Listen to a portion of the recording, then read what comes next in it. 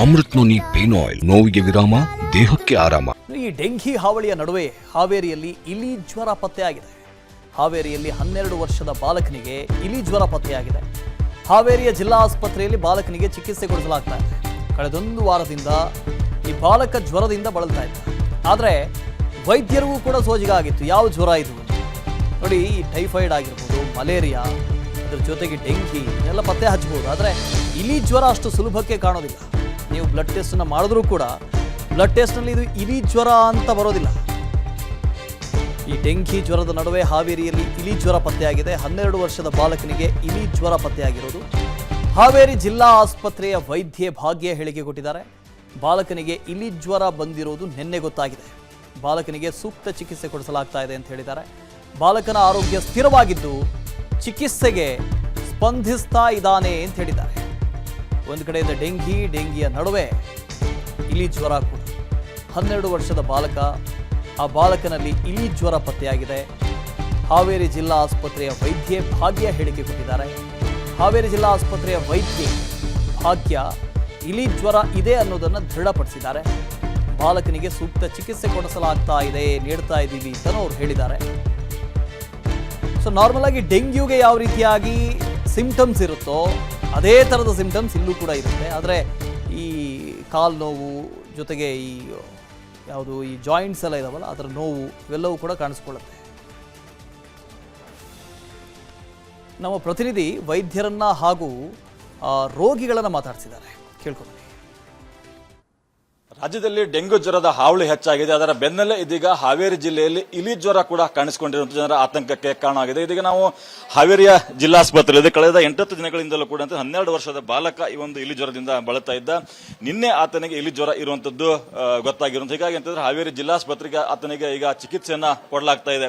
ಕಳೆದ 12 ದಿನಗಳಿಂದಲೂ ಕೂಡ ಗ್ರಾಮದ ಸರ್ಕಾರಿ ಆಸ್ಪತ್ರೆಯಲ್ಲಿ ಆತನಿಗೆ ಚಿಕಿತ್ಸೆಯನ್ನ ಕೊಡಲಾಗ್ತಾ ಇತ್ತು. ಆದರೆ ಆರಂಭದಲ್ಲಿ ಜಾಂಡಿಸ್ ಅಂತ ಹೇಳಲಾಗಿತ್ತು. ಜಾಂಡಿಸ್ಗೂ ಕೂಡ ಸಂಬಂಧಪಟ್ಟಂತೆ ಚಿಕಿತ್ಸೆ ನೀಡಲಾಗಿತ್ತು. ಬಳಿಕ ಈಗ ಮತ್ತೆ ಆತನಿಗೆ ಜ್ವರ ಕಾಣಿಸಿಕೊಂಡ ಬಳಿಕ ಅಂತಂದ್ರೆ ಆತನ ರಕ್ತದ ಮಾದರಿಯನ್ನು ಪರೀಕ್ಷೆ ಮಾಡಿದ ಬಳಿಕ ಅಂತಂದ್ರೆ ಆತನಿಗೆ ಇಲಿ ಜ್ವರ ಇರುವಂತದ್ದು ಕಂಡು ಬಂದಿದೆ. ಯಾಕಂತಂದ್ರೆ ಜಿಲ್ಲೆಯಲ್ಲಿ ಈಗಾಗಲೇ ಸಾಕಷ್ಟು 459ಕ್ಕೂ ಹೆಚ್ಚು ಅಂತಂದ್ರೆ ಡೆಂಗ್ಯೂ ಪ್ರಕರಣಗಳು ಪತ್ತೆಯಾಗಿದೆ. ಇದರ ಬೆನ್ನಲ್ಲೇ ಇದೀಗ ಇದೊಂದು ಹೊಸ ಪ್ರಕರಣ ಈಗ ಪತ್ತೆಯಾಗಿರುವಂತದ್ದು.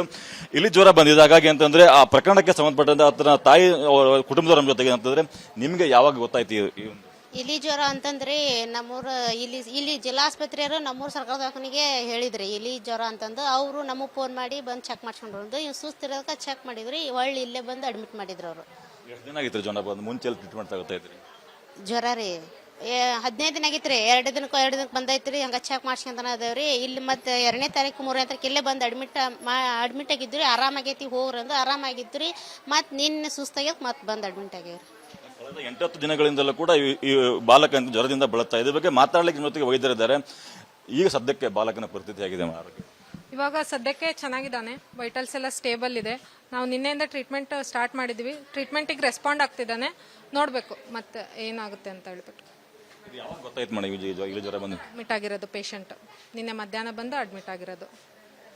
ಡೆಂಗ್ಯೂಗೆ ಮತ್ತೆ ಇಲಿ ಜ್ವರದ ಲಕ್ಷಣಗಳ ವ್ಯತ್ಯಾಸ ಇರುತ್ತೆ, ಸೇಮ್ ಇರುತ್ತೆ ಹೇಗೆ ಮೇಡಮ್? ಅಂದ್ರೆ ಜ್ವರ ಇರುತ್ತೆ, ಜಾಸ್ತಿ ಜ್ವರ ಬರುತ್ತೆ, ಮೈಕೈ ನೋವು, ಹೊಟ್ಟೆ ನೋವು, ವಾಂತಿ ಬಂದಂಗೆ ಆಗೋದು, ವಾಂತಿ ಬರ್ಬೋದು. ಆಮೇಲೆ ಜಾಂಡಿಸ್ ಇರುತ್ತೆ. ಡೆಂಗ್ಯೂ ಜ್ವರದಲ್ಲಿ ಇರುತ್ತೆ, ಆದರೆ ಜಾಂಡಿಸ್ ನಂತರ ಕಂಡು ಬರುತ್ತೆ. ಆದರೆ ಡೆಂಗ್ಯೂ ಜ್ವರದ್ದು ಇದು ಸ್ವಲ್ಪ ಸೇಮ್ ಎಲ್ಲ ಇರುತ್ತೆ ಲಕ್ಷಣಗಳು. ಆರೋಗ್ಯ ಯಾವ ರೀತಿ ಇದೆ ಮೇಡಮ್? ಇವಾಗ ಸದ್ಯಕ್ಕೆ ಚೆನ್ನಾಗಿದ್ದಾನೆ. ಬೇರೆ ಏನು ತೊಂದರೆ ಕಂಡು ಬಂದಿಲ್ಲ. ಬಾಲಕನಿಗೆ ಅಂತಂದ್ರೆ ಇಲ್ಲಿ ಜ್ವರ ಕಾಣಿಸ್ಕೊಂಡೆ ಸದ್ಯಕ್ಕೆ ಬಾಲಕನ ಆರೋಗ್ಯದಲ್ಲಿ ಸ್ಥಿರತೆ ಕಂಡು ಬಂದಿದೆ ಅನ್ನೋ ಮಾತನ್ನ ವೈದ್ಯರು ಕೂಡ ಹೇಳ್ತಾ ಇರುವಂತದ್ದು. ಕ್ಯಾಮರಾಮನ್ ಮಂಜುನಾಥ್ ಜೊತೆ ಸುರೇಶ್ ನಾಯಕ್, ವಿಸ್ತಾರ ನ್ಯೂಸ್, ಹಾವೇರಿ.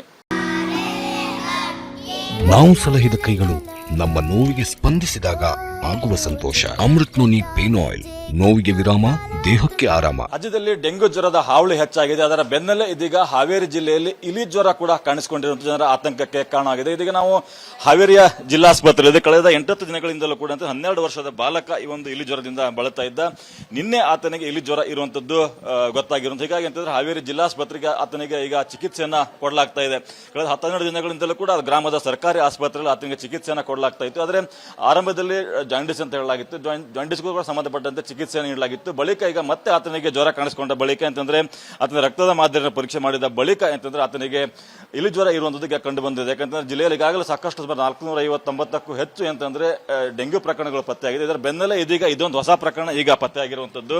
ಇಲಿ ಜ್ವರ ಬಂದಿದೆ. ಹಾಗಾಗಿ ಅಂತಂದ್ರೆ ಆ ಪ್ರಕರಣಕ್ಕೆ ಸಂಬಂಧಪಟ್ಟಂತೆ ಆತನ ತಾಯಿ ಕುಟುಂಬದವರ ಜೊತೆಗೆ ಅಂತಂದ್ರೆ ನಿಮ್ಗೆ ಯಾವಾಗ ಗೊತ್ತಾಯ್ತು ಇಲಿ ಜ್ವರ ಅಂತಂದ್ರೆ ನಮ್ಮೂರ ಇಲ್ಲಿ ಜಿಲ್ಲಾಸ್ಪತ್ರೆಯವರು ನಮ್ಮೂರು ಸರ್ಕಾರ ದವಾಖಾನಿಗೆ ಹೇಳಿದ್ರಿ ಇಲಿ ಜ್ವರ ಅಂತಂದು. ಅವರು ನಮಗೆ ಫೋನ್ ಮಾಡಿ ಬಂದು ಚೆಕ್ ಮಾಡ್ಸ್ಕೊಂಡು ಇವ್ ಸುಸ್ತಿರೋದಕ್ಕೆ ಚೆಕ್ ಮಾಡಿದ್ರಿ, ಒಳ್ಳೆ ಇಲ್ಲೇ ಬಂದು ಅಡ್ಮಿಟ್ ಮಾಡಿದ್ರು ಅವರು.